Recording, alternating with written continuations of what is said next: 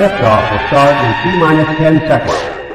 10, 9, 8, 7, 6, 5, 4, 3, 2, 1. We have ignition.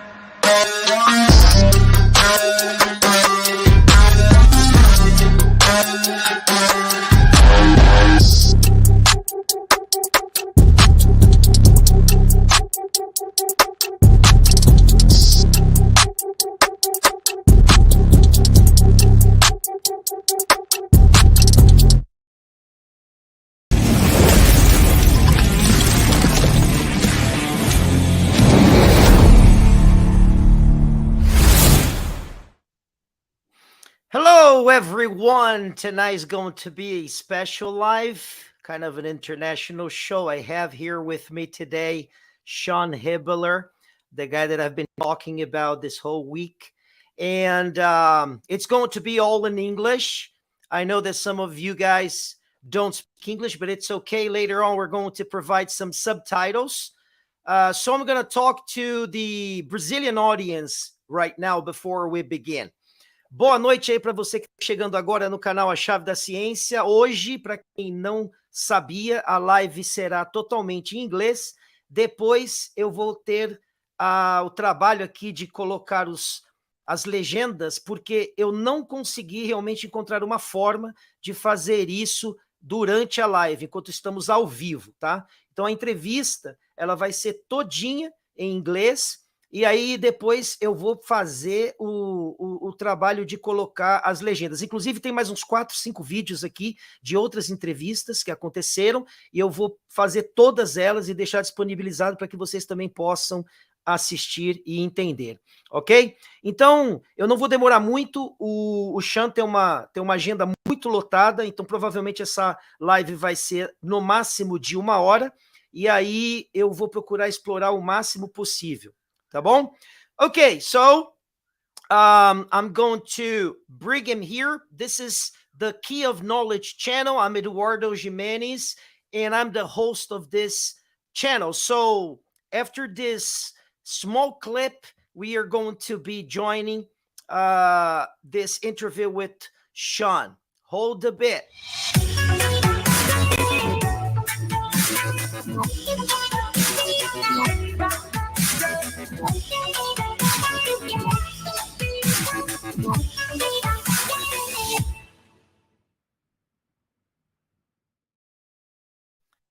Hello, Sean. Welcome to the channel. Thank you so much for being here. For me, it's a big pleasure to have someone of your, of your work, incredible work you've been doing in the U.S. You are talking from California, right? Oh, I think your mic was off. Oh, yeah, California. Yep. Okay, great. So welcome to the show. First of all, I'd like you to tell the guys here about you, how you started this production thing, and how did you come to understand this cosmology that is being like a long time forgotten about a lot of people, even though we know that in the past people used to talk about. Yeah. So you can introduce yourself. Yeah, I'm Sean Hibbeler from Hibbeler Productions.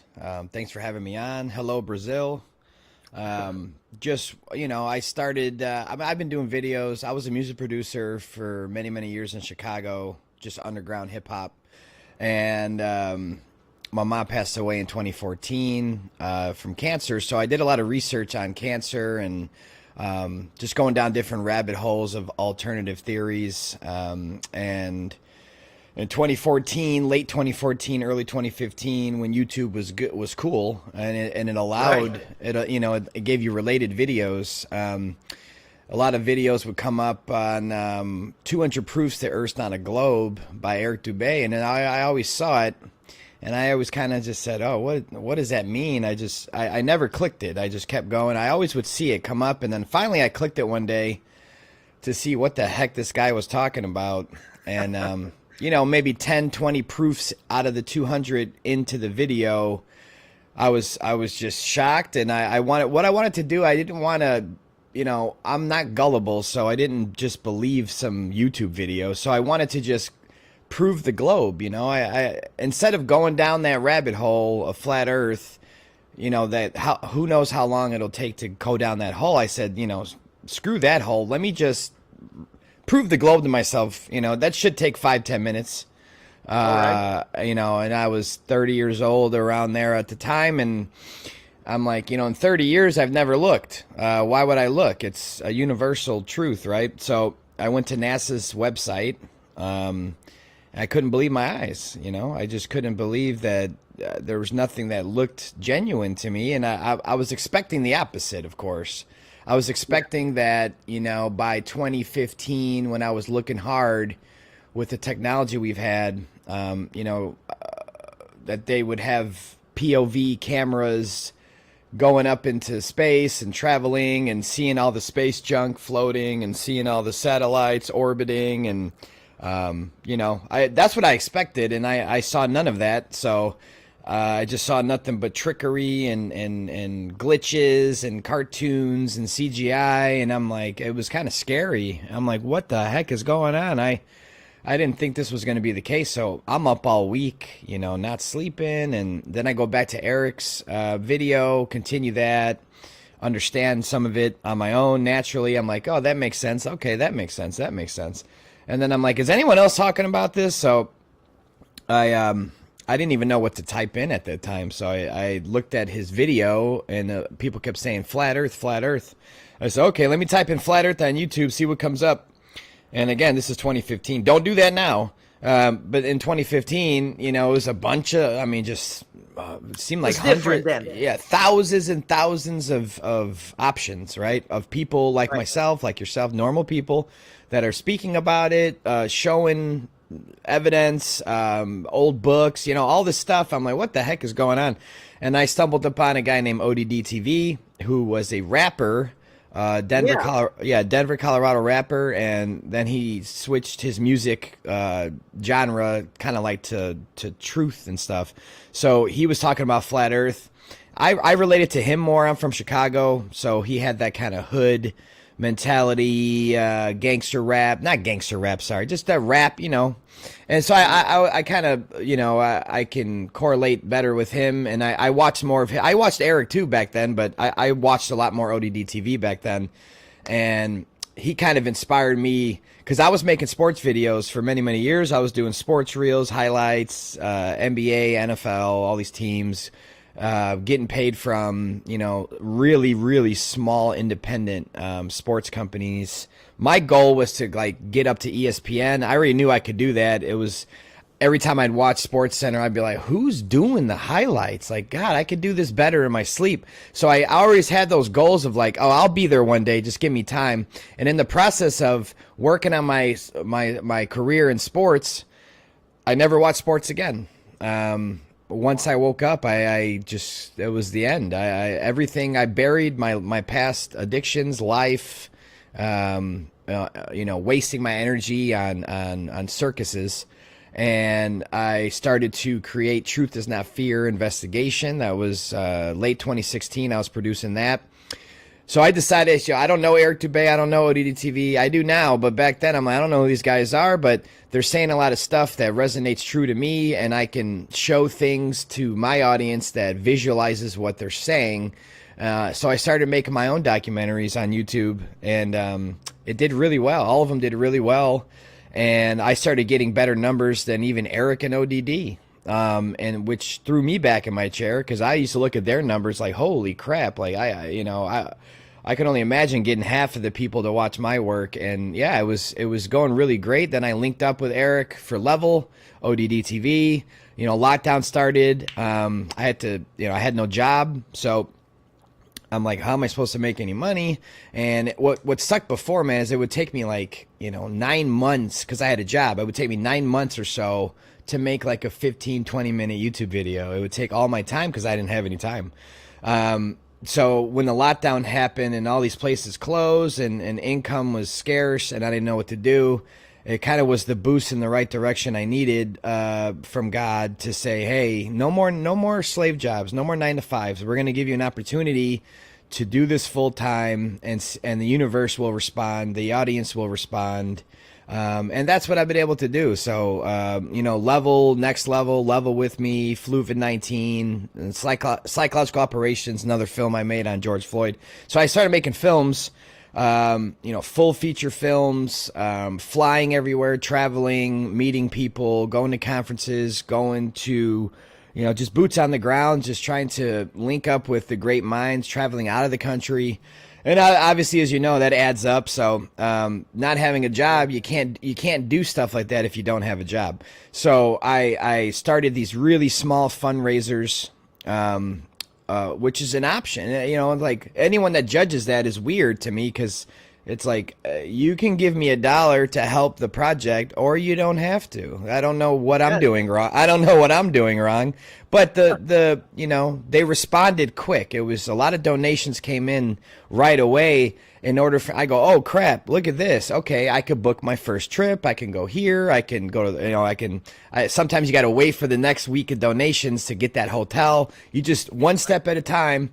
And then I started to, you know, book my itinerary and get all my chips in a row lined up and say, okay, now I can make this film. And that's kind of what I have to do from now on, unfortunately, until I make a film that, you know, 100,000 people buy. Well, then that's different. Now I can take the profit and then go do another film. I don't have to ask anyone for help at that point. Right. But at the time being, I'm a small independent one-man team, one-man show. I do everything myself. I don't have, you know, sound guys and light guys and mastering guys and I got, you know, it's all me. I'm sort of a producer myself. Like I go the same way you do. I started my channel. My channel is very small compared to yours. And it's but it started with one day, and now it's got up to 10K. I mean, I just hit that number last week, and I was amazed because I never imagined I was gonna get even 2,000. Imagine 10K. For me, it was fascinating, and I was very, very happy to know that you started just like myself. I mean, you are encouraging me to go on and also produce my stuff. I have some sort of documentaries that I produced here, but it's not something that I did myself. I got like English stuff, and I create the Brazilian version of that video. So we dubbed, but I do everything. Now I have like a little crew. We work together. We have some other narrators. I have some people who help me with this. We are working on something that might become very cool for the next 30 days, I believe it's going to be operational, which is a podcast studio. I'm going to even work on a small clip to show people what's coming. But I really want to get into this and do my own stuff as well. And it's incredible to hear what you're saying, because for me, it's very encouraging. And I think I'm going to just be as successful as you are, because that's the point. A lot of people are going to look at you in a funny way, but a lot of people are going to say, well, this guy means business. He really wants to do something that is worth, and it's going to, take we further ahead to what we really understand the world is all about. I've always wanted to meet Eric Dubé, David Wise, Santos Bonacci. I talked to Santos Bonacci once through the phone. I was in his channel. He was having like a live stream, and he was getting these calls, and I called him and stuff, and we talked. He was very cool to me. He asked about Brazil, how things were going here and stuff. And also, there's a bunch of other guys that I know that you have already met personally and did this work and stuff. So you started way earlier than I did. And my channel is a very young channel. It's like only 2 years old. The first documentary, the first episode level was in 2021 or 2020. Yeah, well, I started to produce it in 2020, but it was released in 2021. Okay. Yeah, it was released in 2021, and then Next Level was 2022, and then Level With Me just dropped. Yeah. Mm-hmm. Okay, great. How long did it take for you to produce the entire first episode from beginning to end, and then launch it? You talking the original Level? Yes.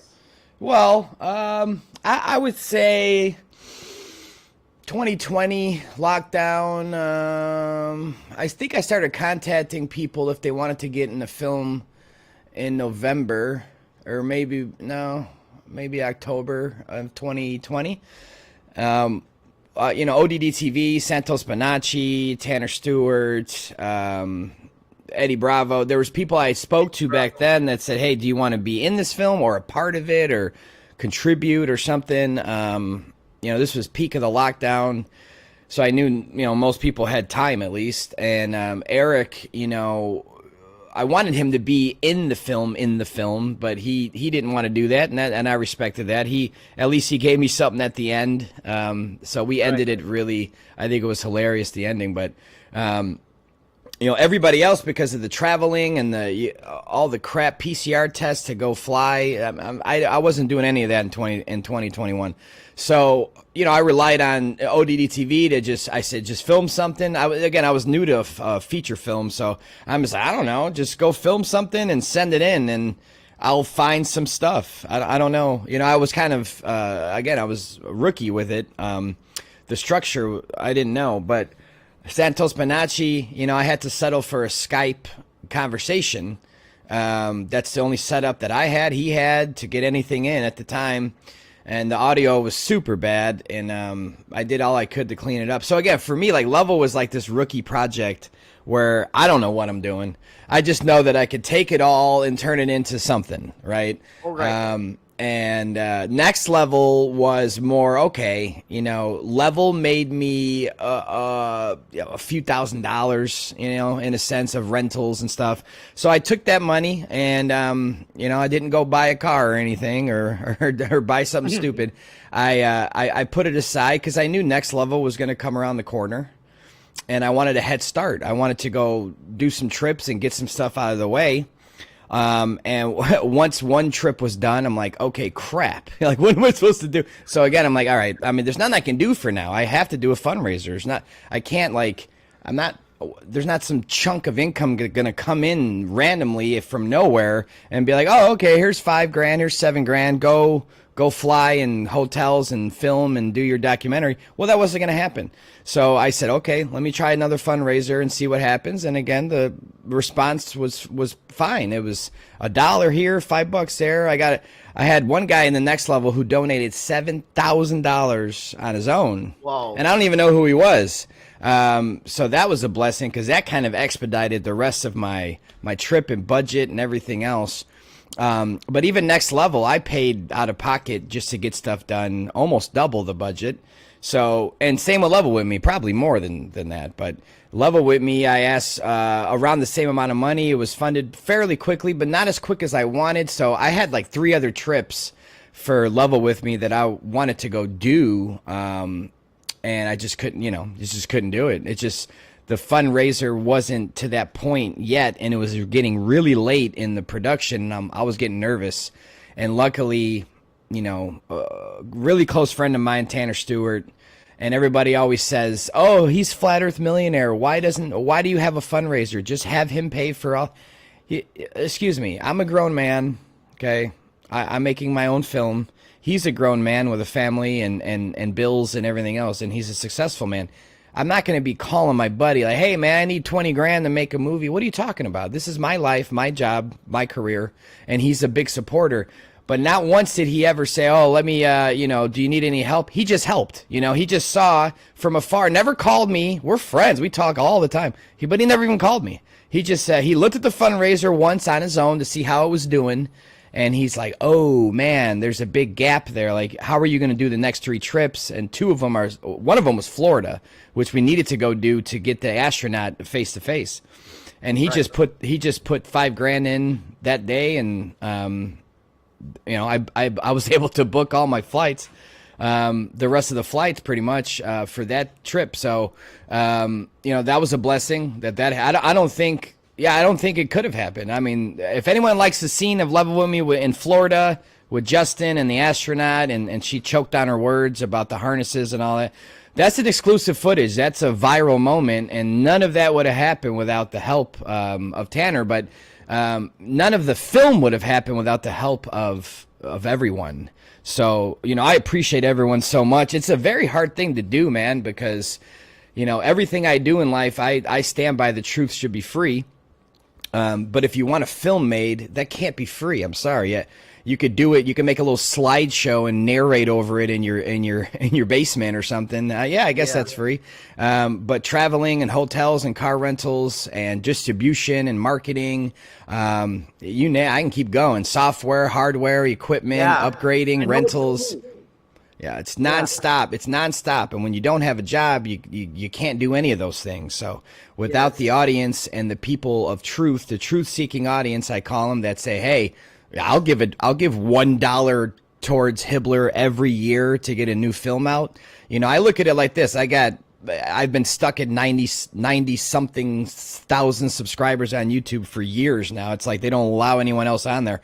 It's like they won't let me hit 100K for some reason, but I don't care about numbers like that anyways. I just think it's hilarious that they do that to people and like whatever. But it's like out of those 90 something thousand subscribers, if half of my subscribers just gave me $1 a year to make a new film, then I don't have to do fundraisers. I don't have to borrow money I don't have to call friends. I don't have to do anything. I could just get it done. So obviously that doesn't happen. It's hard enough to get someone to hit like on your video, and that's free, and that takes no effort, and that's hard enough. So to expect my audience to just do that on their own, that doesn't make any sense. I have to put together fundraisers, and I just hope that the truth community understands that's what has to be done to get documentaries and traveling and filming done. I'm so sorry. I know someone named Mariam Haneen. She's a director of many movies, including Vanishing of the Bees documentary that was taken off of Netflix, banned off Netflix. But just for instance, she's an independent director, just like me, just normal person, no corporations, no loans or none. She just goes out and makes films. But she raised funds for the documentary Vanishing of the Bees, and she said she was around 1.2 million for the budget, and that was still kind of tight. And I'm like, whoa, 1.2 mil? Man, I think next level I asked for like 14,000 or something, and like I'm still getting castrated. Like, oh my god, you're asking for? I'm like, dude, that barely covers the hotels, man. Like people just don't understand, and I wish everything was free, because then I'd have no haters. But it's cool, man. We all have haters. It's all good. But for the people that hate on me for either asking for help to start a project or renting a 4K film out, even though the free one's coming soon, it's like, stop selling t-shirts then. Stop selling your books. Stop selling whatever you do for a living, because that should be free too. And please go to work your 9 to 5 on top of that and don't get a paycheck for it. Why? It should be free. You should do everything for free in life. So it's just kind of... it sucks to always hear people in the background talk, but you know what? I'm moving mountains. I'm changing lives. I'm waking millions up. Hate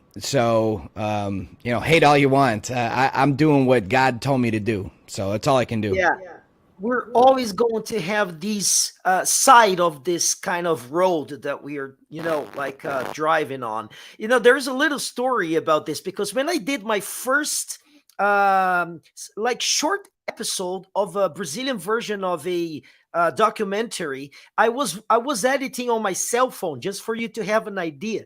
And then a guy from Germany saw my video, and then he said, how are you doing these videos, man? Because your version is even better than the English version. I know that you are speaking Portuguese, but the version that you did with all these videos and the transitions and the way you did the thing with these intros and outros and stuff like that, it was pretty cool. And then I said, I'm doing that with my cell phone. And he said, you gotta be kidding me. I'm serious. I used my cell phone. And then so he said, man, I'm gonna talk to one of the investors we have here, and I will just tell him about you. All right, I'm not promising anything, but I'm gonna talk to this guy about you, because I'm amazed with what you did with your cell phone. And then I said, okay, it's no problem, man. 40 days later, I get like the doorbell rings here, and there is a guy saying, oh, we have a MacBook for you here that just came from Germany, so just have to get it. And then laptop. Well, yeah. Yeah, Oh, sorry, nice. You can say that again.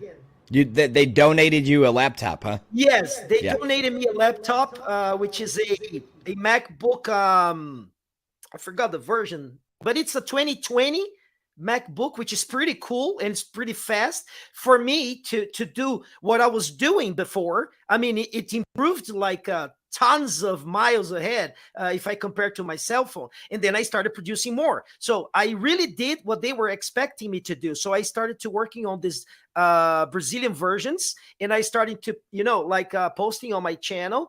And now it's getting more views. It's amazing. The last one that I posted, for me, it's a big number, because I usually have like small numbers of views, but it reached almost more than 9,000 views right now, but it's growing every day. It's like 300, 400. Every time I see it, I see that it's going, people are commenting and stuff like that. So, and other stuff came along, which made even better. A lot of people helped me to go even on a trip to do another a kind of an expedition that I'm still working on. I did the a kind of an introduction of what I'm going to show, but I'm going to do the whole documentary, because I got so many things right now on my plate, it's hard to cope with everything. I think you understand that. And one thing I just want to comment with what you say is that people who really hate this kind of work, it's because they have no idea how it's done. They think it's just like you sit here 15 minutes, you have a 5 minutes video, ready to go. And it's not like that. I spent like 3, 4, 5 days to produce a 7-minute video to make it the best I could. So I really understand what you're talking about.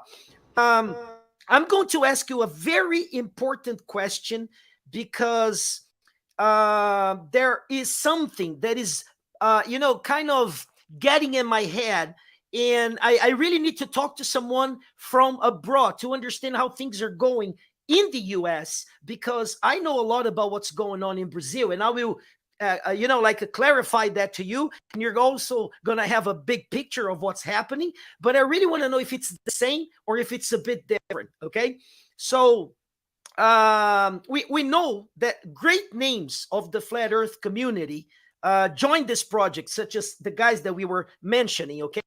And this question is that I notice in Brazil, even flat earthers are somehow divided regarding aspects of the model, all right?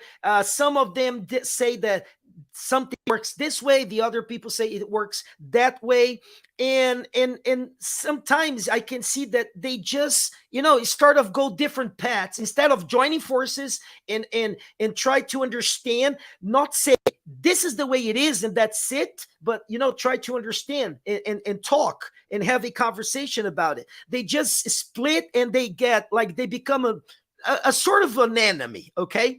And I would like to know, how does this work in the US? Is it the same or is it different? Are you guys more united? Tell me a little bit about this, please. Yeah, that's a great question, man. It seems like it's been an issue recently more than before.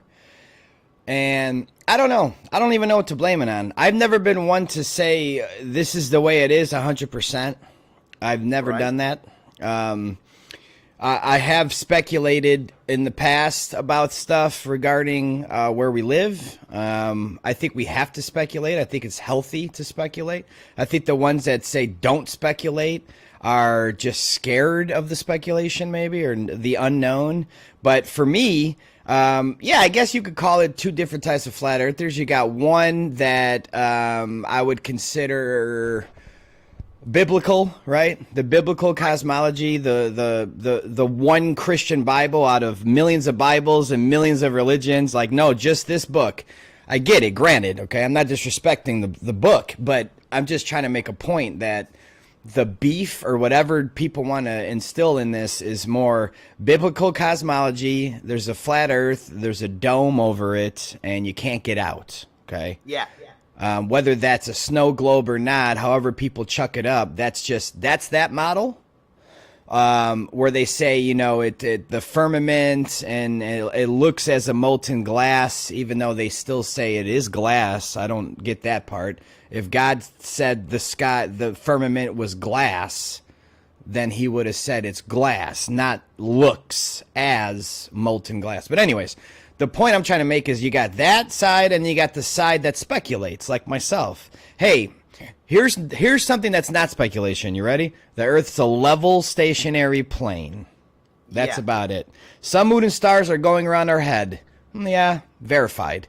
Everything else, to me, is speculation. Anything above 73 miles is speculation, because in my research, at least, no one's gone past 73 miles up. I don't think you can. I think you'll hit water every single time, or some form of dense water, something up there. That's just my opinion at the end of the day. But in terms of verifying something, no one can talk about anything going up past 73 miles and going beneath the ground 7.5 miles, whatever that Guinness Book of World Record is. No one could talk about anything past the bottom. Now, when it comes to the outskirts of our known 7 continents, that has to be speculation, because I can't physically go there legally to go check for myself. So you can look at that as a flat earther and say, okay, we can't go over there and check, so shut up. Okay, there's no reason to mention it. We can't go over. There's definitely reason to mention it. Are you kidding me? You think that the last 7-8 years that I've been doing flat earth videos, that I haven't stumbled upon people that have said, I see what you're saying, the science, right? I see the science. I don't get it. It doesn't make sense. Or it's not working. I don't see it. I don't see why they would lie. You know, there's 7 continents on a globe, and there's 7 continents in a snow globe, right? On a flat earth with a dome over it. There's also 7 continents. On a globe, you can't go anywhere and explore anything. On a snow globe, you can't go anywhere or explore anything. You're just stuck in this thing, right? So I looked at that as like, wait a minute, I'm trying to learn on the fly here. Is this a psyop in itself, a snow globe itself with a top over it? Because if you think about it, The Simpsons pushed it. They had a TV series under the dome, you know, the Truman Show dome. And again, my, I wouldn't say naivety, but 2015, 2016, I looked at all that stuff. It's like, oh, the truth in plain sight. Look, they're putting the dome in there. That means there's a dome. Hunger Games, too, all of it. Oh, look, there's a dome. And then I looked at it like this. Wait a minute. They would not be referencing that at all if it was real. So I looked at it like, if I take the movies and the Simpsons and everything aside, what evidence do we have of a glass dome? And please, if you just minus the Bible for 1 second, again, it says firmament. That doesn't mean a glass dome, guys. But here's my point. Take the Bible out for a second. What do we have, even speculation, that there's a glass dome touching down in Antarctica where you can write your name on the, like, where does this idea come from? I never understood it. I never analyzed it as much as I should have years ago. And I just looked at it from the perspective of, there's one reference in a 1958, I want to say, encyclopedia. Government issued book. Okay. The government made a book that said, there's one reference that, I don't know how many miles it said that there's a dome there or something. Okay. That's all you have? Okay. So it's okay to talk about a dome and push it and sell books and do whatever you want. But as soon as Hibbeler comes around and says, hey, I'm not really about that. I'm more about, like, we're a stationary plane. The sky above is also a stationary ocean. Oh, I'm sorry, not stationary, level ocean. Okay, the water's below. The water, all the oceans on the earth are level, flat bodies of water. How can I assume that the water above us is curving? Now all of a sudden water curves now. Now all of a sudden water curves. No.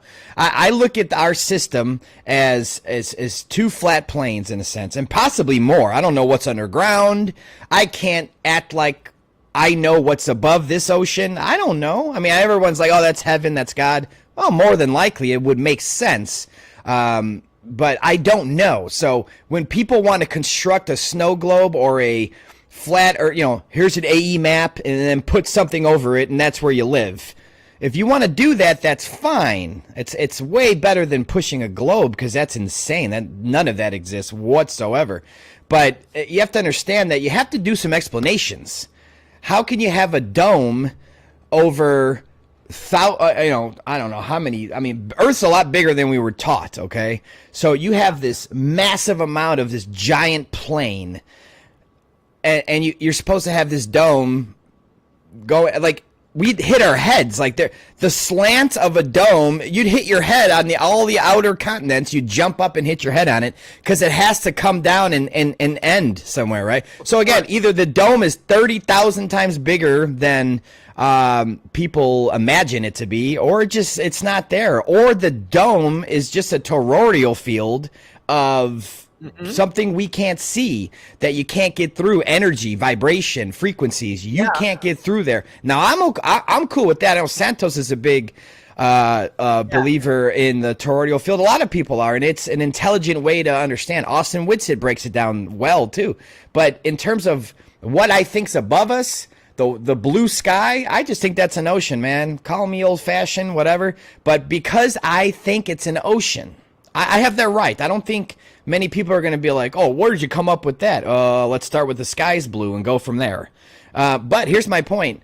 And when the SpaceX now, they do their rocket and they just scrape it. I mean, you just see them like surfing on the sky. I've seen it with my own eyes. So for me, it's like people that talk and they've never even seen that. They'll watch a SpaceX video and be like, it doesn't look like water. Have you seen it with your own eyes? Because I have, is my point. It looks, that was the day I go, okay, that's for sure water up there. And then it hit me. I go, well, all water's level.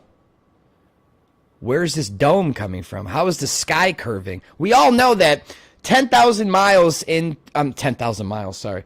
10 miles into the distance on the horizon, even though we're not supposed to see past 3 miles at all, but let's just, for the sake of the argument, 10 miles down past the horizon, you see clouds, right? You see clouds on the ground. They're touching the ground. Now, we both know those clouds are not on the ground whatsoever. Yeah, they're 10,000 feet above that person's head all the way down there, okay? So I just feel like the ancients of the past that drew all this cosmology, flat Earth cosmology. You know, they got the women holding, you know, like a tent or something, and then you got, you know, all these drawings. I just think that they were just drawing their perspective, because how would I assume that our ancients would try to scale an entire Earth model back then? For what? What would that do? I think they were showing their perspective. Everything goes down and away, all right? Or the vanishing point, you know, it just, that's what it looks like. It looks like the sun's going down too, but it's not. It looks like the boat's going down, but it's not. And it also looks like the sky is going down, but it's not, okay? So, you know, again, for me, there really is no diversion in the community. I think it's just more like, hey, don't speculate about more land. Quit showing these crazy maps. And I'll tell you why I won't quit showing them. Okay. Number one, I am blatantly honest, and every time I talk about those maps or in my films. Number one, visual concept. If you don't know what that is, go research it, okay? Why does it say visual concept if I'm promoting it as fact? That doesn't make any sense. Number two, we have said multiple times, this is speculation. There might be this, and then this is scientifically possible. Like all these worlds would be scientifically possible. Do I necessarily believe in all these worlds and stuff? Not really, but to discredit the fact that it could be possible, to discredit the fact that no one can go legally check, you have to draw interest at that point. And again, all these years of doing flat Earth, I could talk to anyone on the bus, on the train, on an airplane, acquaintances, family, friends. When I do the flat Earth science, it goes right over their head. They don't even know what's going on. That's a small sun, small moon. Moon's cold, sun's hot, goes around, Tropic of Cancer, I explain it all, and they're just like, crickets. They're like, well, why would they lie? Why would they lie? Why would they lie? That doesn't make sense.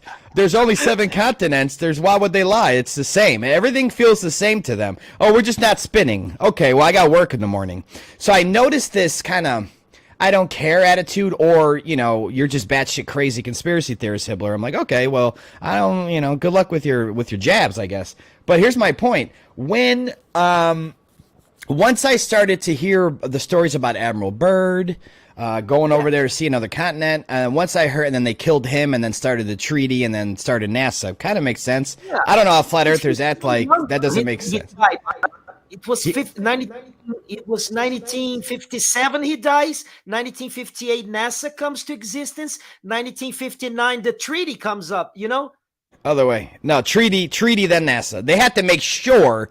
They had to make sure that we couldn't explore. We can't legally go there. Once they, most of the countries, at least the most important ones at the time, once those nations signed, then it was a done deal, because they didn't want in my opinion, they didn't want Admiral Byrd's information to keep going. They didn't want it all over the papers and all over TV back then. They just kind of pulled it.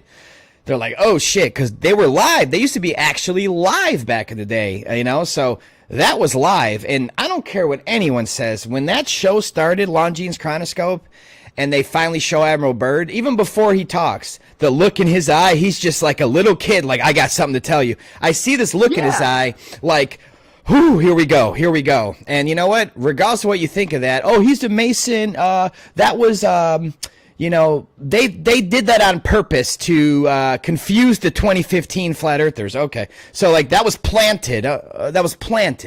So they plant one story about more land, and then that's the end of it. Just for what? Again, so I looked at it like, okay, they buried that story. No one ever heard of it again. Killed him. They started a treaty. They start NASA. They make sure everybody forgets what that man said. And everybody looks up, because the moon missions are coming in 15 years. We swear, give us 15 years. But we got Walt Disney. We got all these people to make sure that you're going to be programmed for the next 15 years for a moon mission. And in the process, that's all the media did. That's all Hollywood did, was pumping, we're going to go to the moon. We're going to the moon. Nobody ever mentioned Admiral Byrd again. Nobody ever brought up the dozens of stories from the 1800s, like Iron Republic, where here's a guy in the 1800s that is tired of the tyranny in the States. Sounds like people nowadays, but he gets in a ship with his crew. Sounds normal. They're like, hey, dude, it's crazy out here. Let's just fucking go. Let's just go. Let's just get out of here. So they got in their. If you're going to agree with me, Emerald Bird was more excited to talk about what he saw in Antarctica than the guys who supposedly went to the moon, right? Yeah, yo, what a difference. Yeah, exactly. That's a good point. I never thought of that. No, but long story short, man, Admiral Byrd really kind of set the tone for me to look into it years ago. I wasn't sure. But man, you know, the hang up I had, like most people had in the beginning stages is like, why would they come up with this lie? And I looked at it from perspective of to hide the creator, right? So, but then I think about all the people in prison for rape and murder that have only God can judge me tattoos. Yeah. Well, they believe in a creator, but they're still in prison. They're still bad people. So, like, is that the main reason here? Because a lot of people believe in a creator. I get that a Big Bang and a heliocentric system will downplay that, make it a distant God, or make it a no God. So the atheist, you know, Satanistic religion cults of the world will definitely default to heliocentrism. So yeah, that would make sense if that's how it was for everyone. But there's tons of Christians that think, you know, that the world's a globe, and that's like, okay, that's a really hypocritical stance. But at the same time, to tell me that they're trying to hide the creator and that's the only reason for a globe, I disagree completely. I think with everything our government and the powers to be do, there's multiple reasons to do something that big.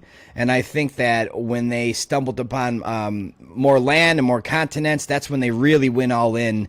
Not only the treaty, but the educational systems, the books. They ripped off every Gleason's map of the library. They were changing the structure. I can only speak for America, but they were changing the structure of this country for since the 20s. They started in the 20s, in my opinion, and it got really hard in the 40s and 50s. And by the 60s, it was pretty universal that we live on a pair spinning, and nothing you can do or say about it. They're not going to be able to teach it in school where it's a debate. It's a fact, and you move on. They don't show evidence. They don't talk about curvature. That's why they get you at kindergarten, because you're too stupid to know anything at 5 years old. Or what the heck are you going to say? I mean, what most kids say is, why don't we fall off? And then gravity. And they say, what about the gravity? And how about gravity? So, yeah. Okay, gravity. And then the 5-year-old wants to go, play with their friends or eat their snack, and then they move on with their life. It's not like it's brought up again as a freshman in high school in an open discussion where it's like, hey, this is where we live. Man, freshmen in high school would have a field day with that, especially, ones like my little brother, like people I know, there's people that would seriously get suspended nowadays, for this shit. So they made sure that was the conditioning. Get them when they're young. Get them when they still think it's Santa Claus and Tooth Fairy. You live on a ball, okay? Now, parents, it's your job to tell them that Tooth Fairy and Santa's not real, but don't tell them the Earth's not a ball, because the parents don't even know that. So, and that's my job, is to educate their parents. So hopefully that's how the world changes. But to answer your question, to conclude your question, I don't think that there should be diversion in the community, but there is, and that's because I feel that people have egos. And they have think about it this way. Pretend you wrote a book on, 7 continents, snow globe, just this whole thing on the AE map and a dome, right? Well, you don't have room for speculation now. That's your career, bro. That's what you just put out with your name on it. So if I come along with new information or something that challenges it, you should accept it and make a new book, right? I'm just making an example. Make a new book now. Accept that the speculation of it to draw more interest. Look at this, look at that. This is all these red flags. I'm not talking about cartoon maps that people put out there. Those are just fun to look at. No one thinks that's real. But at the same time, it sparks interest. I've never seen more people go, wait a minute, what'd you just say? When I say that they're hiding more land. When I say they're hiding land in the north, and 4 continents, and I could prove that. I mean, all the charted maps of the past, even the Wizard of Oz, it's truth in plain sight. There's definitely land in the north, and I think the north is the key for all of humanity, we need to go north, number one, just to go see what's going on over there. And I think if we get millions of people to do it, no one can stop us. I think south, 60th parallel south, that's a little harder. But I don't know why. I'm not going to act like I know why, but when you have multiple red flags all pointing to, well, there's more land over there, when can we stop saying it's speculation? It's kind of like Sasquatch for me, okay?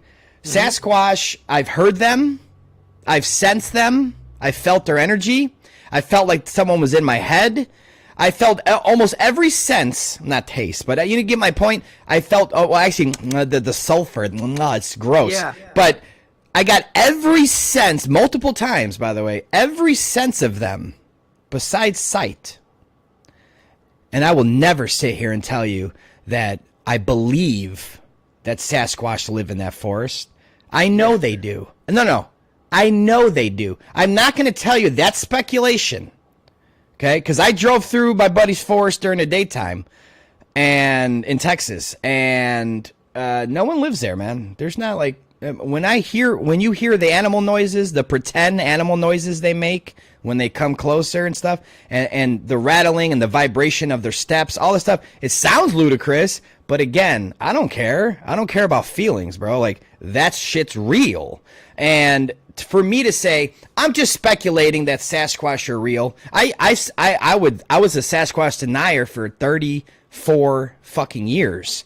So during my awakening of everything, I was still like, oh my God, Bigfoot, get the fuck out of here. But when you experience it for yourself, people could look at that as that's not firsthand knowledge. You didn't see him. Nah, it doesn't matter, bro. Like, sometimes in life, you can say that something's going on without having to see it. And with more land, I don't need to see it. I know it's there. I don't know what it looks like. I don't know how much. I don't know if there's another sun over there, another moon. I don't know anything. I don't know how any of that works in the south or the north. I have no idea, bro. But I do know that with all the red flags, Iron Republic's my favorite book of all time, because whether or not you think that story in the 1800s was bullshit, like it was just a fantasy book, they were still talking about more land in the 1800s, past Antarctica. They were still referencing electric cars, flat screen TVs being hung on the wall, internet without saying internet. They were explaining the internet. They were explaining this advanced civilization with UFO crafts, based on electrostatics. I could only assume. Nothing's coming from above you. But it's the technology they had in this book. We have only some of it today. I mean, publicly at least. So you could be like, oh, that whole book was fantasy. Oh, so they made up that there's more land beyond the south. They've made up world beyond the poles about the north, the land in the north, giants and all this stuff. So people want to chuck up all these 1800 books as, oh, it's all fantasy. It's all bullshit. It's not real. But all of it makes sense, especially when Ambrose Bierce addresses the same issue. Especially when Captain Cook tried to travel around it and couldn't get in by ship because of the wall. So when Ambrose Bierce flew over, they made that up? They planted a story to say there's another continent? What would that do for anyone, either side of the fence? That does nothing. So for me, there's a lot of red flags with more land. There's way more than a dome, by the way. But again, if I made a film that's like, hey, yeah, we're in a snow globe where there's a dome over us, and past Antarctica touches on the ground over there, and because you have to you can't just say there's a dome and not explain it. It has to stop somewhere. So again, all of that's speculation. But if I said it, no one's gonna bat an eye. They're like, oh yeah, cool, flat Earth. I'd probably be promoted more. Maybe Netflix would have picked it up. Behind the curve, motherfuckers. Like, this is the point of, you know what I mean? It's just the point of like, okay, well, that's okay to push. No big deal, and that's what the mainstream narrative of flat Earth is a snow globe. I'm sick of it, man. I'm sick of it. That's all. I'm just sick of it. And I always even say this. I'll still never rule out that there's a dome or something. I can't. You know why I can't rule it out? Because I don't fucking know. But don't rule out that there's more land in the north and the south, and possibly more worlds out there. because that means you're putting a limit on the creator. How dare you? How dare you disrespect my creator and yours to put a limit on him because a fucking book that you read free in your hotel top dresser drawer told you what? What did it tell you? Did it say there were 7 continents? No. Did it say, because people tell me, oh, they don't mention more land in the Bible. Why would God say the word more? God made all of it. So when God references the earth in your book, he's talking about it all. We don't know how much God made. And then if you act like God couldn't have made an infinite plane, you're insane. That's disrespectful to my creator to say, oh no, he wouldn't make an infinite plane. That's why. But every video game is started with an infinite plane. Flight simulators, infinite plane. Everything starts with an infinite plane, and then you go from there. You build. If I was a designer of an entire world system, I'm pretty sure I'd start with an infinite plane and put whatever I want there, and not have to worry about anything. But again, there still could be an end. We could be in a cube. We could be, I'll even give you your dome shape. Doesn't matter. The shape of the world to me does not matter, dude. Yeah. The only thing that matters is that they lied about where we live. They gave us a false model. And the problem is people want to replace it. They go, oh, look, I can see the whole world with this fake ball, right? I can see all the continents. Where's your model, Hibbeler? I want to, give me your model. I want to see the whole world with your model. You can't. You can't get up high enough to take a picture of your own state down there, and you can't. Like how are you supposed to take a picture of the whole Earth when you can't take a picture of your whole state? So we're never going to have an actual model. We can always have an artist's impression of what we think is going on, and it actually correlates to reality. The globe thinks that they have a model. Oh, you guys don't have a model, flat earthers. Your model is a lie. At least we don't pretend like our model's a real photo. It's not. No one's ever said, well, that's a picture of the flat earth. No, you can't have that. That's why I try to stay away from it. But when people give me shit, oh man, you're showing maps with more land. Yeah, you know how many people I woke up to flat earth from that map? And you know how many of those people saw that map and thought it was real? None. So what the fuck are you talking about?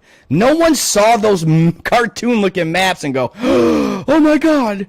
Oh my god, that makes sense. Okay, I want to go over there. I'm going to get a plane and go and drive over there. I believe this map is real. Nobody believes it's real, but it's the concept. They never thought, they never thought of it. And once they go, wait a minute, now if there is more land, that would be a perfect reason to fake the Earth system and globe, because you know, they fight over land all the time. How can you control slaves? How can you have a slave system? It's already hard. You have 7 continents of people. How can you control 7 continents worth of people if those 7 continents worth of people know that there's 300 continents?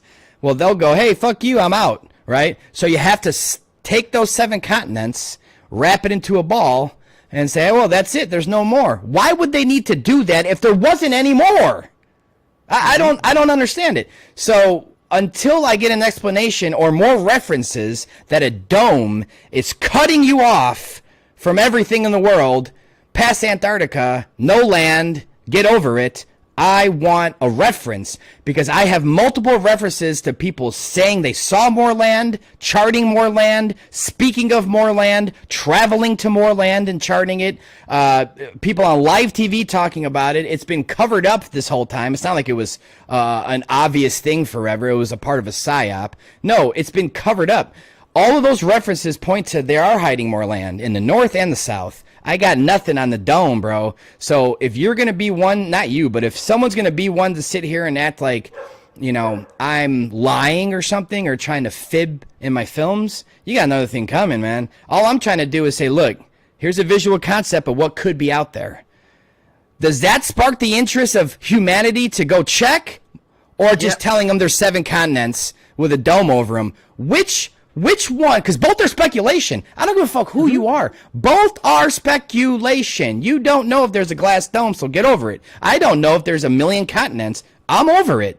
But which story would want, you know, would force humanity to go, you know what, let's go check.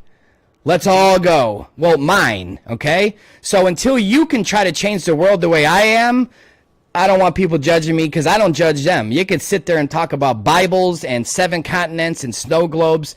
Cool, man. I don't judge you. Don't judge me. That's all. Don't judge me because I'm trying to change the world strategically.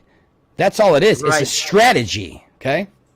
Yeah. Well, man, it's amazing talking to you. It's just like reading an encyclopedia on flat Earth, man. And that's what I was going to say. By doing what you're doing, you start getting better and better in terms of understanding of the whole system, and you see more stuff. I mean, you go further ahead and you can see even further and further. And then you can, I mean, what you see, and you have a very special way to show people in the video format that is going to make them, whoa, why that just passed by and then I didn't see it. So this is really amazing. I want to congratulate you for the beautiful work you're doing.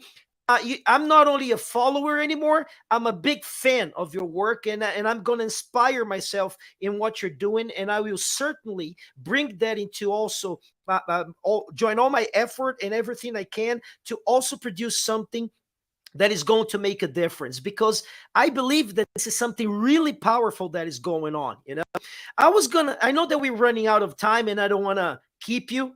Okay. Is it okay? Yeah, I got more time. Okay, great. So I was going to ask, I'm muting you because of the echo. All right. Oh, I have an echo. Yeah. Yes. Yes. Oy. Still echo? Let me see now. Oh, yeah, it's still. Is it better or not better? It's the same for me, but it's okay. That's weird. I got no echo on my end on either of us. Yeah, because I'm using the headset here. That's why I think it's But don't no worry. worries. Yeah, if you have any if you have more questions or any other or anything else, I would like to ask you 2 or 3 more questions only, and if you don't want to answer the last one, it's okay. All right. So one question is this: we are 100% sure right now that this is growing. I mean, I've never seen this before. It's growing in Brazil. Channels are getting bigger and bigger and bigger. And I know because of my own channel, it's growing. I know a lot of other channels that are growing, channels that are getting more than 100,000 subscribers. Your channel is almost hitting 100,000 subscribers on YouTube, or is even bigger than that already. It's been frozen for a long time, man. Oh, it's been frozen. It should be even bigger right now, right? At least 200, I would say. Yes. It should. Okay. Yeah. Okay. Yeah, I understand you. So, but we know, I mean, in terms of numbers that we understand and the things that we see, more people are questioning, even though those ones who are very, a big fan of the globe are starting to stop a little bit and start, doing some calculations and looking at NASA's website and checking out all these info they have there about CGI stuff, about photos that were photoshopped and stuff like that. And we know that this community, let's call it this way, is getting bigger and bigger. From your point of view, how long, or is it even possible, but how long do you think it could take for this to become something that starts bothering for real? And then we are going to have to get some answers from the big, from the big ones. So you're asking me in a nutshell, how does this become a mainstream situation, right? Like how does the world wake up quickest? Yes. Well, I have to go back to it, but we all have to go north and south, man. I mean, like for me, we could continue to have this game flat sphere, like in my opinion, that's been going on since the early 1900s. But it's one of those things where now we're at the cusp of it all. We're going to be getting towards the end of it, because universally, I think the globe would still win in terms of obviously humanity, which one to pick. But in terms of people hearing the term flat Earth or true Earth or stationary level plane, whatever you want to call it, it's less than 2014. It was the ridiculing in 2014 and 2015 was at a high where you couldn't even have a conversation with anyone about that without you seem like a lunatic.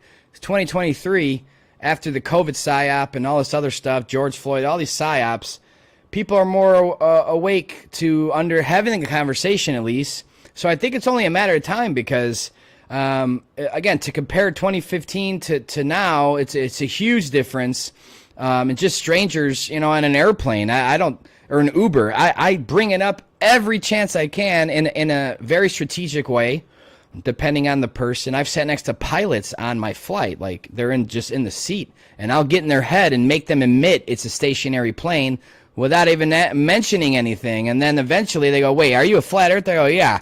He goes, yeah, I don't know about all that. I go, you just admitted it. You didn't even know. I was like, you're so conditioned. You don't even know what I'm like, you're an autopilot. You don't even fucking pay attention. But it's just the point that as long as we keep talking about it, it can't go away. And I think that the lockdowns and COVID and all that really put a hurt on it. So that's why I tried to flip that. I said, you know what? They're not going to damage this movement. They're not going to damage the truth. So feature films have to come, simple as that. No one else is going to fucking do it. No one else has the balls to go against the grain to do that. And of course, along with that are going to come haters, man. It is what it is, but it don't matter, man. I do feel like within 10 years from now that this is going to be a universal truth. And I think that the only way to do that, because trust me, NASA's not coming out tomorrow to say we're dissolving, we've been lying to you. That's not going to happen. The space agencies are getting minimum $330 billion a year, minimum. And that's out of Neil deGrasse Tyson's mouth, so that means it's probably double. So they're making a lot of money from taxpayers across the plane in the whole world to do nothing and to lie and to steal and to cheat the citizens. So it can't go on forever, man. Nothing lasts forever, but if you want to get to that endpoint quicker, then we need to figure out a way to rally the troops. I mean, by the millions, brother. We can't have 1,000, 2,000 human beings on ships and private planes to go to the 60th parallel and to go to the north. Now, I wouldn't take the plane north. I wouldn't advise that. But it's just the point to navigate to the center of the world and navigate to the border of our world, the shoreline, and see what's out there. That's a giant task to accomplish. But the way humanity accomplishes that is to all get together by the millions and just fucking go. But how can that happen? See, so anyone could come up with like, yeah, we need a couple million people, and then, but how do we get there? Okay, how do we get there? The only way to get there is to draw interest. To draw humanity, the public, to make them go, wait a minute, what'd you say? What are you talking about? And how do we do that? Okay, how do we do that? We have to show maps that are speculation. We have to show maps, ancient maps, which people still think is speculation. That's fine. A lot of these older maps, actually, to me, all maps are not the same. They're all different looking. This one's here, this one's moved, this one's bigger, this one's smaller. So you could throw them all away. But if you throw them all away, you can't spark any interest of anyone. You could go up to people in the street and say, hey, I think they're hiding more land, and they'll just laugh. But again, the map itself, as funny as they are, whether it's the AE map with the ring and then some continents just around it, I don't know why people think that's hilarious. Like, that's a stretch. That's almost 100% in my opinion. But then you got the one with all these worlds. And again, I'm not going to sit here and act like that's 100%. Not at all. But it's 100% fact that it could be. It could be real. And maybe the term outer space came from that concept. The outer space. There's stuff outside of here. And the extraterrestrials come from the extraterra. And or again, the whole thing's a psyop. Or they're hiding more land, and there's possibly other humanoids, advanced technology, advanced civilizations, possibly other suns and moons or light or ways of living out there. How would anyone know? So again, I've never said that that is true, but without the interest of the general population, it's never going to change, guys. And For those that are just allergic to speculation, that's all you have done in this process with most of the flat earth stuff is speculate until you find the evidence. You speculate until you find the evidence. Now it's not more speculation. I'm going to continue, no matter how much it pisses people off, I'm going to continue to speculate about land in the north and land past the 60th the rest of my life until that speculation becomes evident. There's no other way. Because if in 2014, when people were speculating that the Earth doesn't spin, and people were speculating that NASA lies, I didn't believe it at first. I didn't watch Eric Dubé's video and go, oh my God, the Earth's flat, NASA lies. All right, I'm going to bed. No, because to me, he's fucking speculating. You know why? Because there's no evidence of this yet. In my mind, he was just talking with slideshows and shit. I'm like, all right, let me go see. So I went to go see. And the speculation became evident. My speculation of more land in the north and south can only stop being speculation until we can go see. So if you're not voting for us to go figure out what's over there and what's in the north, how are you a flat earther? What it is that you're a Bible thumper. You're a Bible thumper. You're not a flat earther. You're a Bible thumper. You don't want there to be more land. You don't want there to be another sun or moon because it's not in your book. So you fight it because of that. Not going to help. Because guess what? Even you, Bible thumper, you should still vote for us to all go over there. Because guess what? Let us go be wrong for you. Let us go. We'll do it. Don't worry. We'll go over there for you by the millions to go tell you, Bible thumper, yeah, I could write my name on the dome. You're right. And guess what? I'll be the first to admit, you know what? There isn't more land. I said it in the next level in the camera lens. I'll admit I'm wrong. Let me go check. That's it. I'm not one sitting there like, there's more land, 100%, no matter what. Fuck you. No. We have to draw interest. And as soon as we can draw interest, that speculation can become evidence, and the world will change right then and there. Everything collapses. Governments, universities, everything is over. But it seems like nobody wants to get there. Nobody has a strategy. No one has a plan. They just want to sell their books and their snow globes. They don't care. They don't care. Or they're jealous of my success, my popularity in the community, my popularity with other celebs, as people call them. I don't call them celebrities. I think they're normal human beings that are waking up because I can help them with films. They watch a film, they wake up. I don't care if they have a blue check mark. I don't care if they got 10 million followers and they're famous. If they're going to wake up and they're going to contact me, I'm going to help them with their wake up, and I'm going to continue to help them get their audience on board. But when you have an audience that's just your own, and I'm not picking on anyone in the flat earth community, I am, but I'm not. It's just a point I'm trying to make. If you have a big channel or you're a big flat earther and you're a big influence and you're about truth, just like me, okay, then you have to stay true to yourself and understand one thing. You don't have to talk about speculations of a dome, speculations of more land in the north. You don't ever have to do that. You could just stick to the science, level stationary plane, NASA lies. Granted, you're not going to draw any interest of going to March, but I get it. I respect that. But do me one favor. Don't talk shit about me, especially if you are only feeding your audience. How does that help the world? You make a video or a podcast or do something on your channel that's derivative to, it's only for your fans, your audience. You need to, if you're not uncomfortable weekly in this game, you're not doing it. You're not doing it right. You need to go on shows that think you're a lunatic. You need to go on shows that they hate you. You need to go on shows that they disagree. You need to go on debates. You need to go do things out in public. You need to go put events together, get the public's attention, figure out. Don't just sit in your house, make videos or say stuff and think that that's going to change the world. Like, yeah, the world's going to change because they're just going to see my channel one day. They've heard of me. They're just going to go on here and I'm going to wake them up. You got to do more. All of us, we have to do more.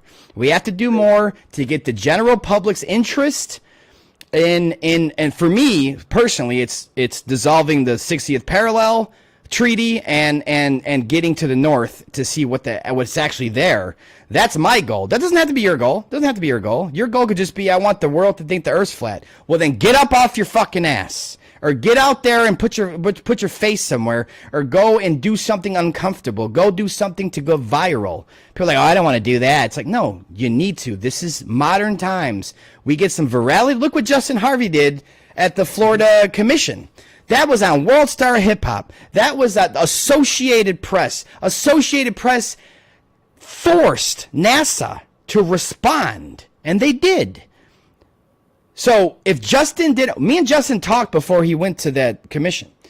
I got a good idea. It's for the film. I haven't done this. I always do COVID stuff, but ISS. So we talked, and he went in and like, we're going to keep it private until the film comes out. It was a few weeks before the film came out. He did a brilliant job. Went viral all over the place. Everybody's talking about it. Well, exactly. Get your ass out of your house or come up with some strategies to do things like that. Go to Florida and get in an astronaut's face and film it secretly, okay? Because it's got to be secret. Veritas style. But these are the things that make people go, I have to watch this. I'm not a flat earther, but holy shit, what's going on? Bubbles?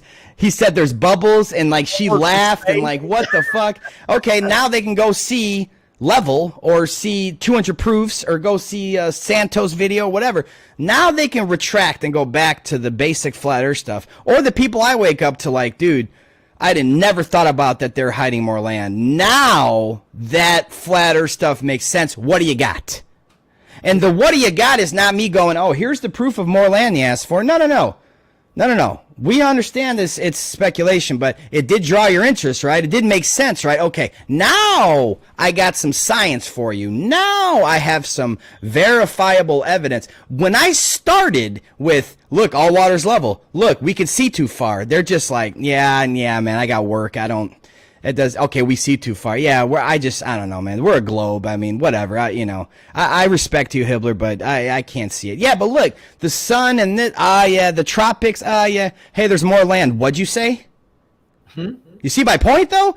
So I am living proof. I am not trying to troll anybody. I'm not trying to steer the pot in the wrong way. I go based off of what I know. And what I know is that mentioning more land in the north and south captures people's attention, and it wakes them up faster, and it will get humanity to go march with me, okay? And march with you, and march with everyone that wants to know the truth.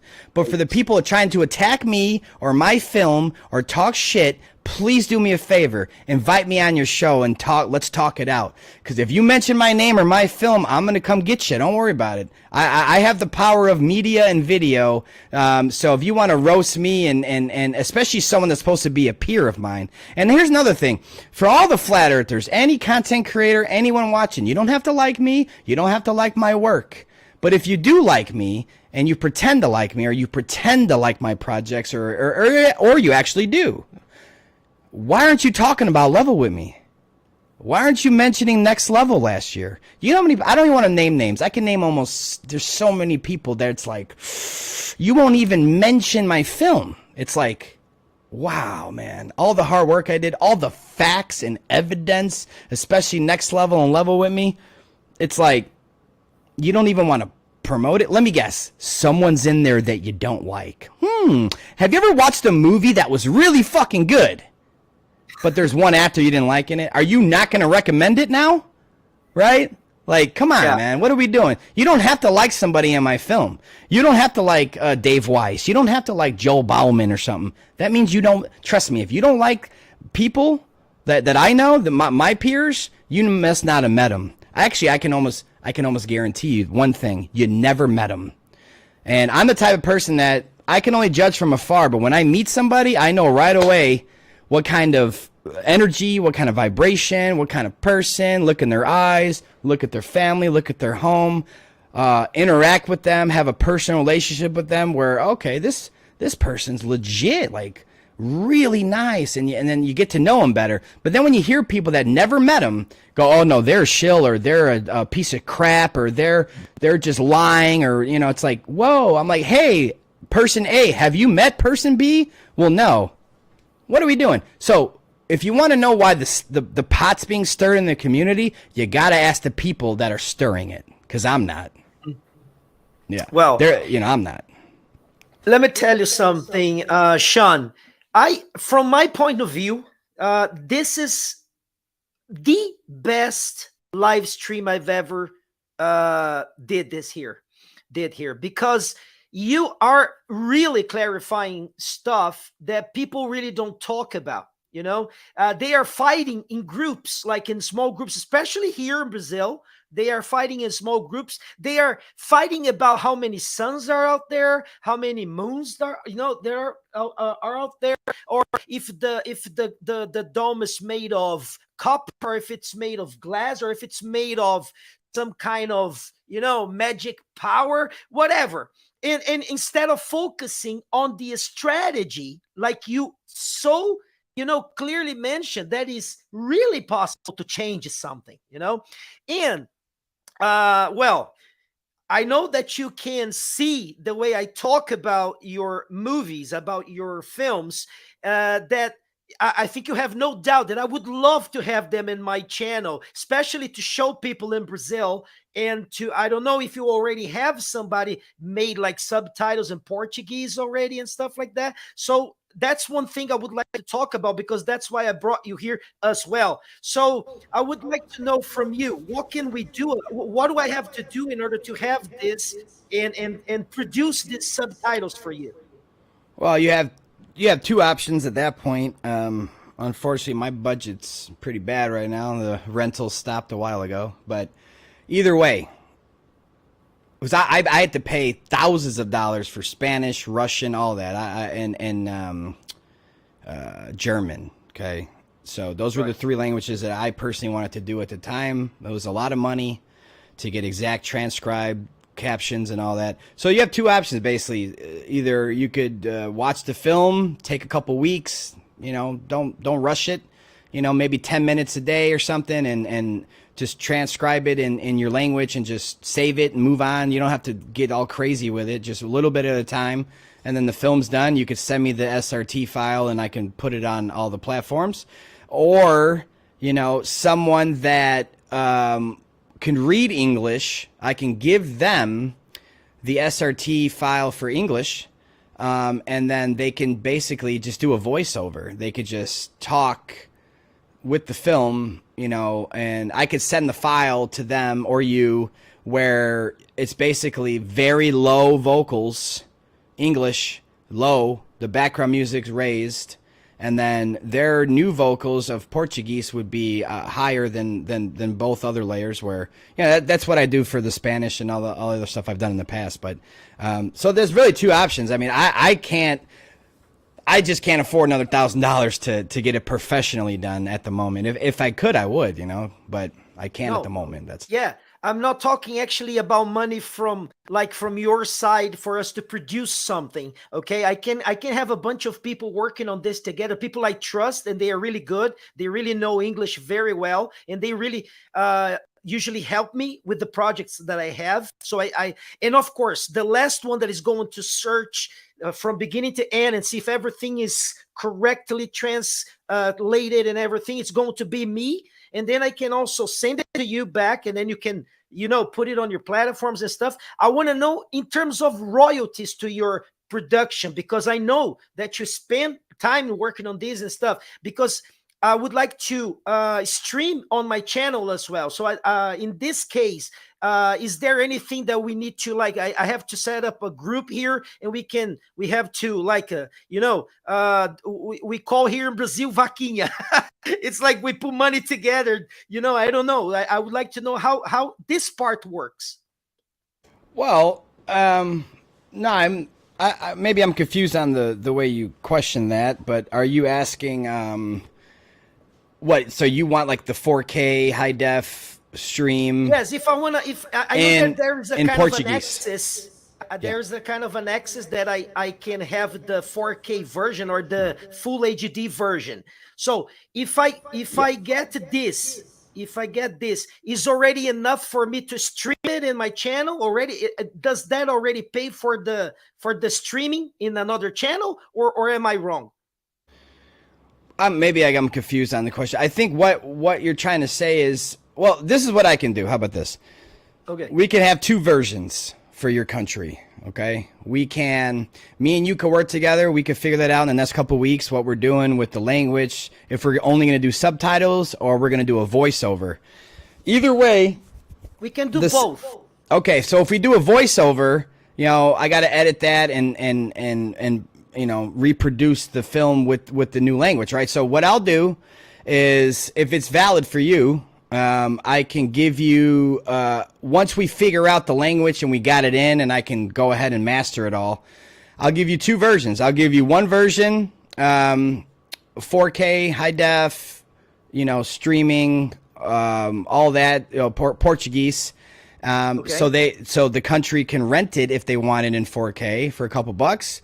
And then we will make a standard definition version of the same thing, where it's free. So you can just put it wherever you want at that point. And I'm sure, like Americans and everyone else, you know, whether they want to support in their heart or not, they usually just wait for the free version, which is fine. So, you know, the 1 out of 100 people or 1 out of 1,000 that go, no, I want to watch it in 4K, I'll pay a couple bucks.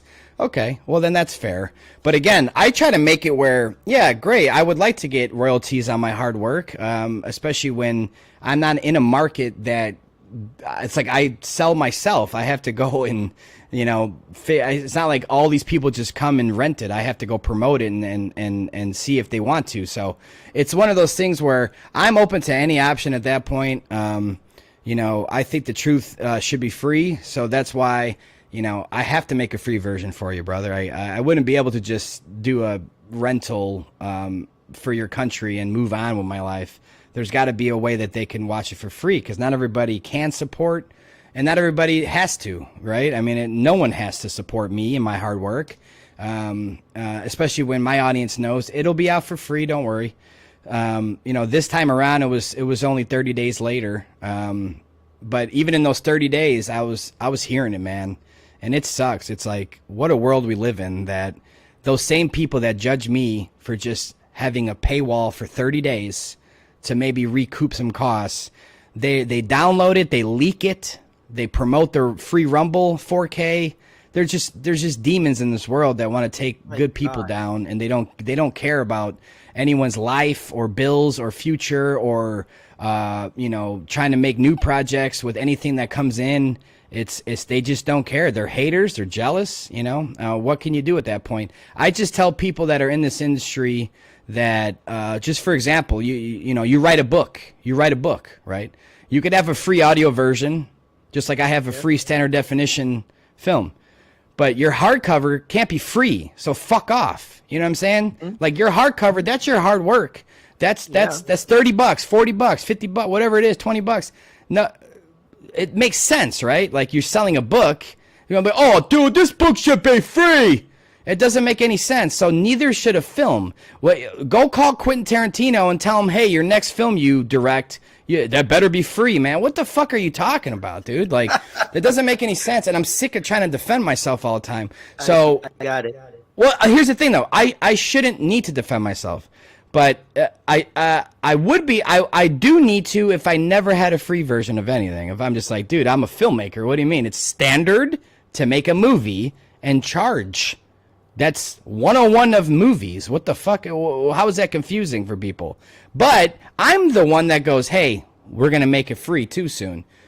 And I still hear it. So, again, like, for the people that try to stand in my way, or like, you're just a little person to me anyways. Like, I don't have time for all that. You know what I mean? Like, I don't have time or focus for that. I'm just going to keep going, man. I'm just going to keep doing my thing. I have a new project that I'm starting soon on our lost history, all of these cathedrals and free energy and buildings all around the world. Yeah. Well, I went to a Houston, Texas seminar on Tartaria, which is just, Tartaria is just one piece of the puzzle. Another subject I love so much.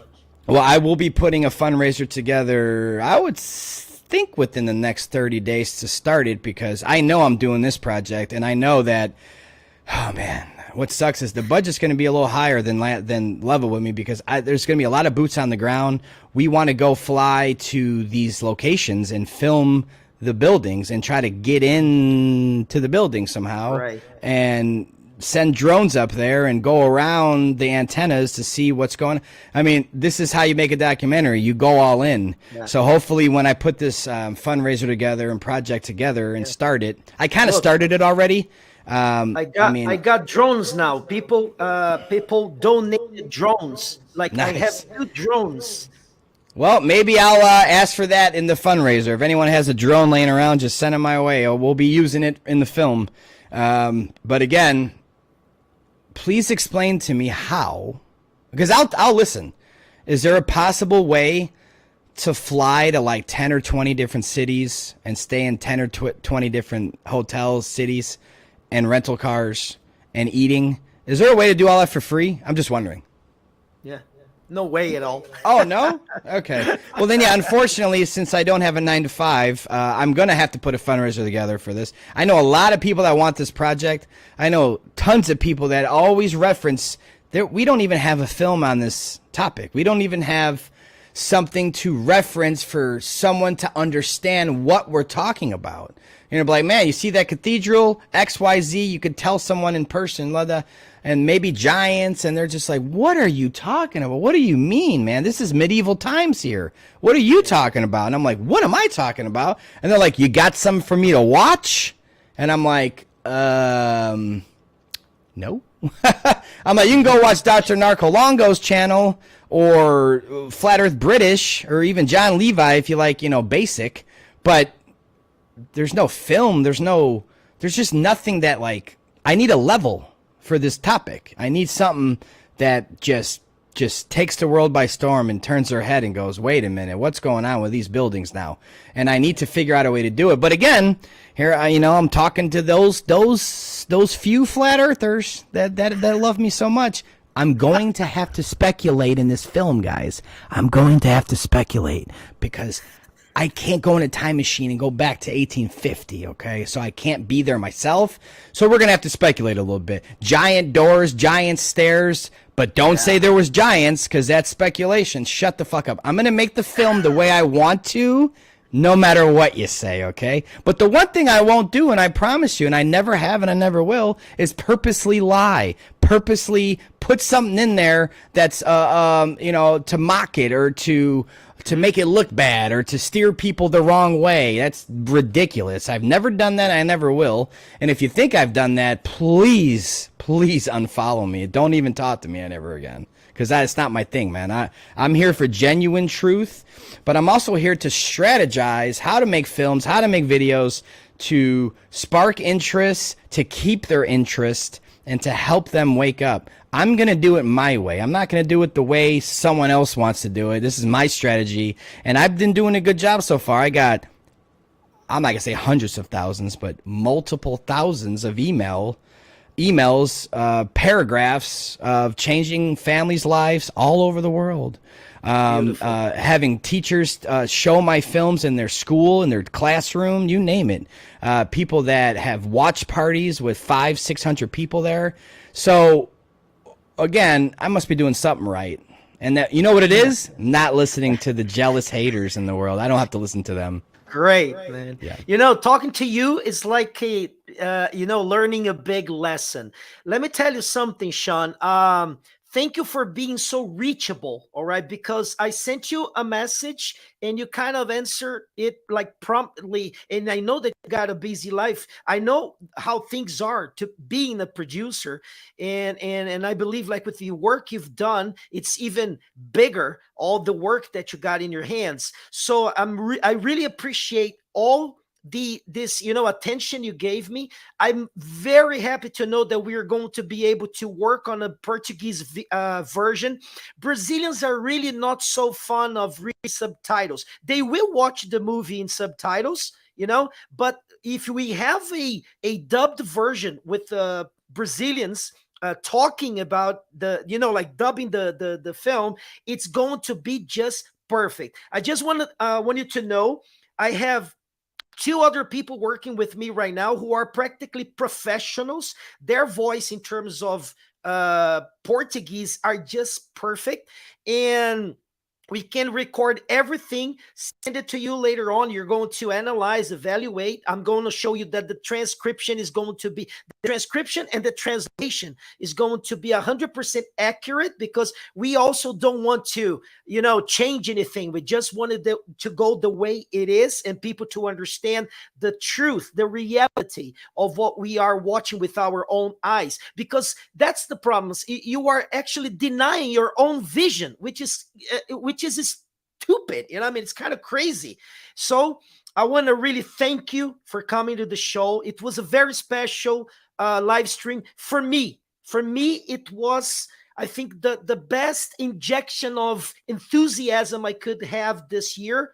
And I just wanted to know that I hope that I can, you know, reach as much as you have in terms of success in what you did, not because of jealous, not at all, but because of admiration, because few people we have that are able to see what other people are doing and say, wow, what a talent this guy has, what a talent. And I need to say, way to go, buddy. You know, no, sometimes people are just going to see your success and they are going to be so mean to you because they are not going to be able to reach that success. So here, I just want you to know that you have a friend, and I hope I can do all I can in order to bring this alive, and we have this ready to go pretty soon. Well, thank you so much. I'm gonna let you say your final words, and we are going to be in touch later on through emails or whatever you want me to contact you with, and then you can give me more info on this that we're going to be producing. Okay, but thank you so much for being here, buddy. Yeah, thank you for the invite. Anytime you want me to come back on, I will. And then, yeah, just shoot me an email, you know, by no later than next week, just or a friendly reminder or something. I'll get you over the files you need, and we'll just take it step by step. My final, my closeout here for the ones listening that understand English, at least, would be, you know, if you want to learn about something that, you know, instead of, and I don't know how Brazil is with Netflix or Hulu or any of that crap, or I'm sure you guys got your dose of all that out there. But instead of renting a film on Prime or subscribing to Netflix every month for Hollywood garbage and pedophilia, Satanistic, Zionist agendas, you know, if you want to, most of my films on HibbelerProductions.com are $2 each. They're $2 to rent. You download them right to your phone or your hard drive on your computer. It's yours forever. I do have some platforms like My Movies Plus. Most of my feature films are on, which is the best app in the world to me as terms of a smart TV. We don't have Netflix or Prime or none of that, Hulu, none of that. My Movies Plus is the only one because they have a banned genre. They have banned documentaries. All my stuff's on there, but all this other stuff's on there. So it's a really good smart TV app or Fire Stick app I recommend for people. But my website has many different ways to stream: Vimeo, Rockfin, like I said, Movies Plus, a few other ways. But most of them, if not all of them, you could download right to your hard drive and watch. So I have different topics for everybody. Maybe Flat Earth isn't for you, or you're not ready yet. I don't know why. It's 2023, but you know, I got topics on if you want to know what happened with George Floyd. I got a couple on those. I got the one called The Hunger Games, which is regarding the trafficking and the islands and the beginning of the lockdowns, all kind of combined. You know, Look Up is on chemtrails. 5G is on 5G, obviously. So a lot of rabbit holes to go down. I got 3 pandemic series. I have 2 or 3 I have 3 A Shot in the Darks, which is vaccines, you know. A lot of topics, though. That's the thing, though. So it's like you just go on the website and go to download films and then just look around. And I got one on Michael Jackson. A lot of people are interested in that one recently. If you want to know the truth about who he was and what he stood for and why the media ruined him, then go watch Entering Neverland. You know, I made that film. I mean, Michael Jackson's family members were tweeting that when that came out because it's legit, you know. I went right after the HBO special that completely lied about him for 2 hours straight.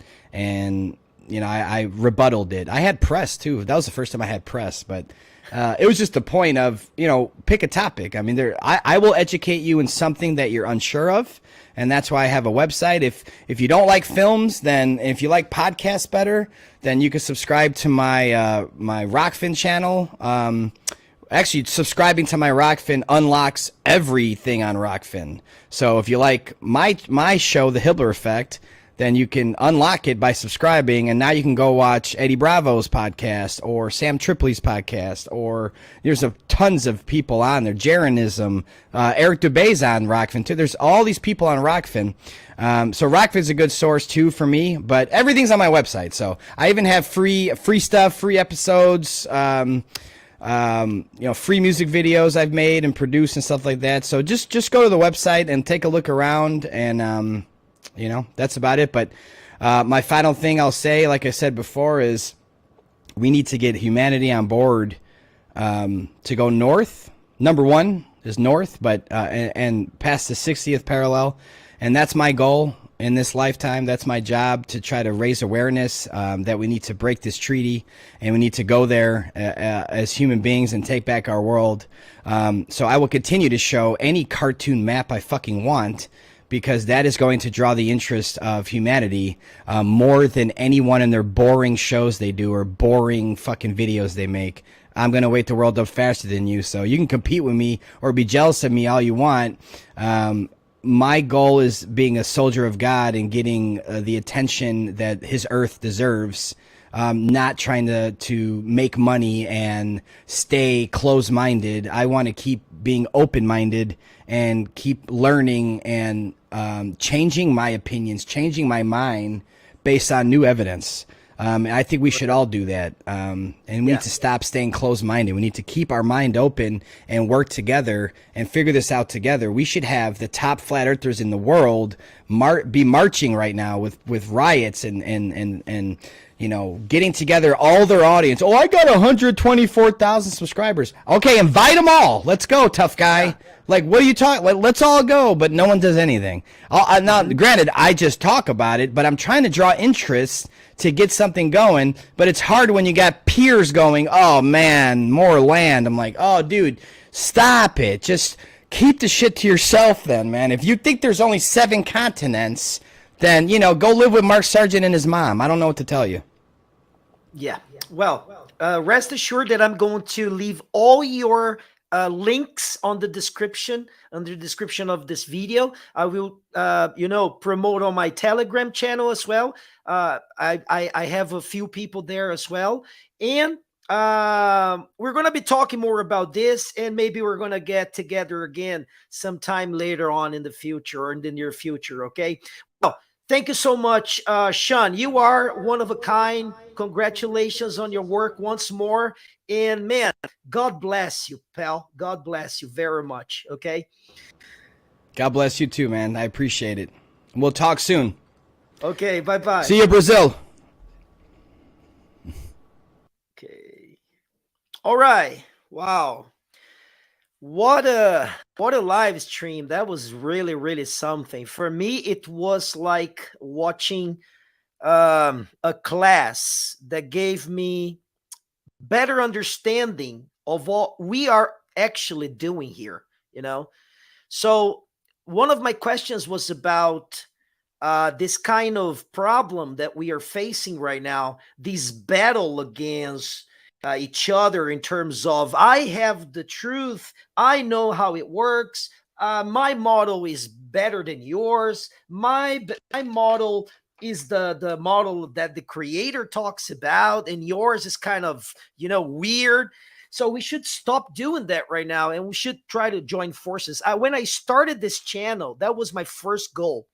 And I thought that, you know, flat earthers, they were more united than I came actually to learn later on. So it was kind of hard for me to see that people were not actually being serious. It was more like a joke, you know. I mean, and this is no issue to deal with like in a joke way, you know. I mean, it's not a joke, it's something serious. So I would actually, you know, suggest that if you are in the group of people who believe that you are the top dog, that you know everything, that you are like the masterpiece of creation, and you know every little detail of how this world functions, I think you should be open-minded, as Shen said, and give yourself an opportunity to let your ego, as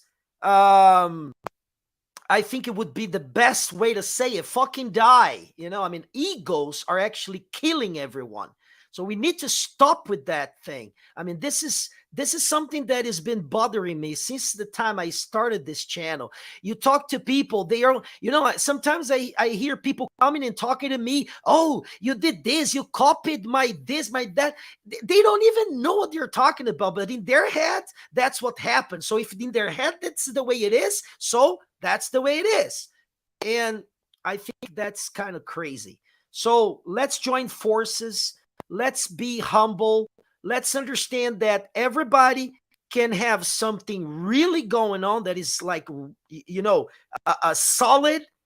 And sometimes we must go further to find something that maybe we don't even want to find out, but we need to, all right? So this was one of, I would say, the best live stream I had here, because it gave me a very clear way to understand how things are going around the world. I just talked to the guy who has in his film the top flat earthers in the US, the ones that are really, reliable, and they are really relevant in what they do. So it was a big opportunity for us to learn with that. And I want to say that I'm going to be doing some changes as well.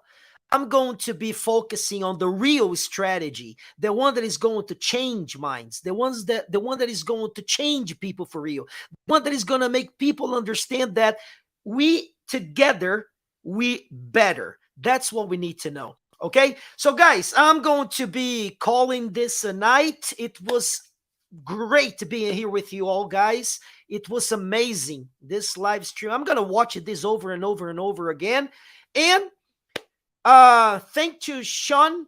We are going to be able to produce something that is going to be in 2 versions of his films, which is going to be subtitled and dubbed. The dubbed version, I already know who I'm going to be talking to about this, and I believe it's going to be a great work.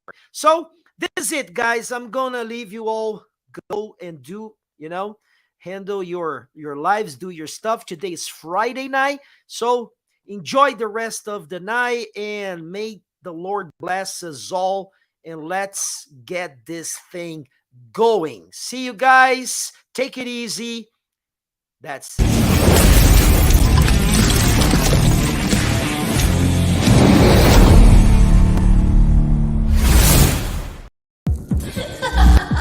Liftoff will start in T-minus 10 seconds. 10, 9, 8, 7, 6, 5, 4, 3, 2, 1. We have ignition.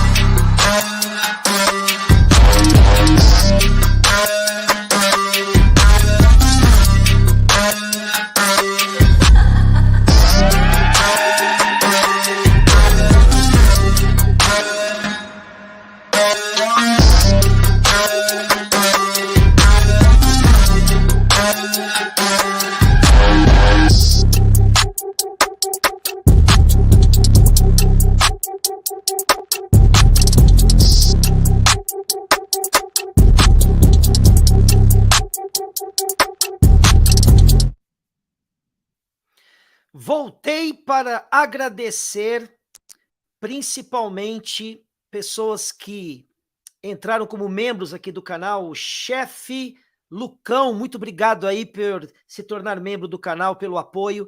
Agradecer também meu querido irmão Leonardo Marotti, que já é membro aqui faz tempo e está aí mais uma vez nos apoiando, e também o nosso novo membro, meu querido irmão Robson Batista da Silva. Que Deus abençoe todos vocês e todos os outros que eu com certeza não mencionei aqui, mas que sabem, que moram no meu coração e que estão aqui nos apoiando de alguma forma ou outra, ok? Quero mandar também um abraço especial para todos os moderadores aqui do canal. Obrigado por terem acompanhado essa live, obrigado por estarem aqui. Eu sei que é poucas pessoas assistindo, porque a live está praticamente em inglês, mas eu vou fazer questão de fazer a legendagem dessa live, porque muita gente precisa ouvir o que o Sean Hibbeler disse aqui hoje. Eu acho que vai ser de suma importância para as pessoas entenderem um pouco mais e a gente poder avançar de fato aquilo que nós estamos fazendo. Deus abençoe todos vocês. Agora eu vou de verdade, não vou, não é pegadinha. Tchau!